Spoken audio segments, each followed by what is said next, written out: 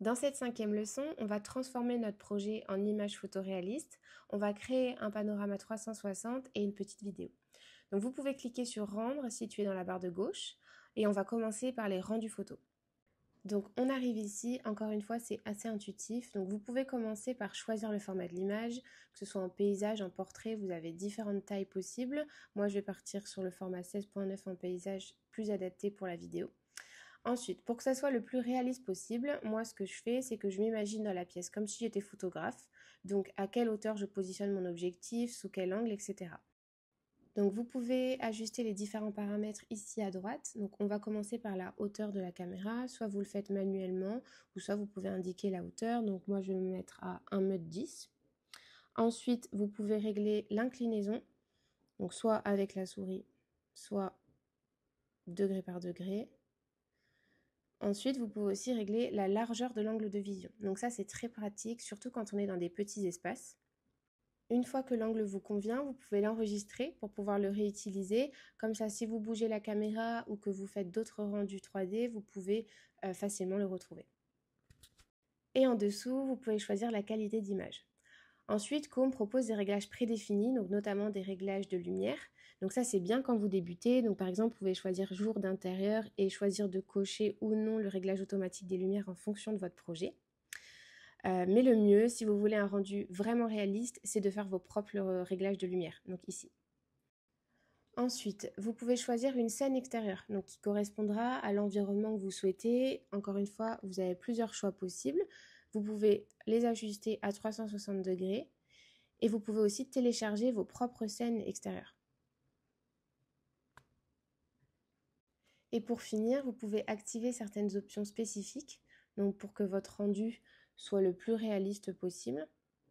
Et notamment la réflexion spectaculaire. Donc c'est en fait, quand on a un miroir dans une pièce, c'est pour que les objets soient visibles dans le reflet. Donc moi, je vais l'activer parce que j'ai justement un miroir dans ma chambre. Donc je vais juste choisir la résolution de l'image. Donc le plus souvent, je me mets en 4K, parce que même en 4K, le rendu se fait en quelques minutes. Je vais remettre l'angle que j'ai choisi tout à l'heure. Et voilà, il n'y a plus qu'à cliquer sur Rendu. Alors le temps de traitement peut vraiment varier de quelques secondes à quelques minutes selon les réglages, sauf pour le 8K, en général ça prend quelques heures. Donc, je fais juste d'autres rendus, comme ça je vais pouvoir vous en montrer plusieurs. Et ensuite on va pouvoir passer au panorama 360. Donc là il y a les premiers rendus qui sont terminés, donc je vais vous le montrer. Donc ça c'est le rendu avec le réglage automatique de Chrome. Donc on voit que la qualité est super, mais il y a quand même des jeux de lumière qui ne sont pas naturels. Donc voilà le résultat avec un réglage de lumière un peu plus poussé. Donc là le but c'était vraiment d'avoir une image 3D la plus réaliste possible. On va passer au panorama 360. Donc là, même principe que précédemment, c'est même plus simple parce qu'il y a moins de réglages. Donc vous choisissez votre point fixe et la hauteur de la caméra. Donc moi, je vais partir sur une hauteur de 1,70. Et donc en fait, le panorama 360, ça vous permet d'explorer la pièce comme si vous y étiez à partir d'un point fixe. Donc avec la possibilité de regarder à gauche, à droite, en haut et en bas. Et ça permet aussi de bien visualiser les volumes et de créer des visites virtuelles s'il y a plusieurs pièces. Donc, je vais juste choisir la résolution de l'image. Donc, on va partir sur du 12K pour vous montrer déjà le résultat. Et vous pouvez aussi choisir une scène extérieure pour les panoramas 360. Donc, je lance le rendu et je vous montre le résultat tout de suite. Donc, voilà le résultat de notre panorama 360 réaliste. Donc du coup, vous obtenez un lien que vous pouvez copier-coller pour l'envoyer à vos clients, par exemple. Donc c'est un lien internet, mais il n'y a pas besoin du logiciel pour l'ouvrir.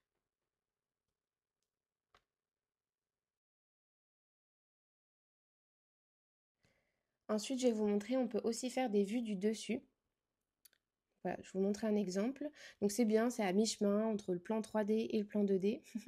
Vous pouvez choisir le fond qui vous convient. Et ensuite, c'est les mêmes réglages que précédemment. Le format de l'image, la résolution. Vous pouvez aussi choisir d'être en perspective ou en plan 2D. Voilà, donc c'est bien ça pour compléter les dossiers pro. Et pour finir, on va pouvoir passer au rendu vidéo. Donc encore une fois, ce sont les mêmes pré-réglages que précédemment, sauf que là, le temps de chargement sera forcément un peu plus long que pour une image classique. Mais moi, je vais vous montrer en fait comment on fait pour tracer le chemin de la caméra. Donc vous allez pouvoir choisir soit une ligne, soit une courbe. Et en fait, vous allez venir positionner 2 points.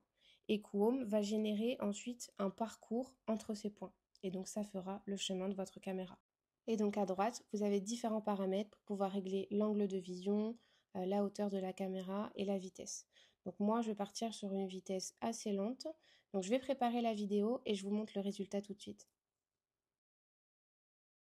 Et voilà le résultat de cette vidéo. Alors merci d'avoir suivi ces tutoriels. J'espère surtout que ça vous a aidé pour vous lancer, que ça vous permet de découvrir le logiciel et n'hésitez pas à m'écrire si jamais vous avez des questions. Bye bye!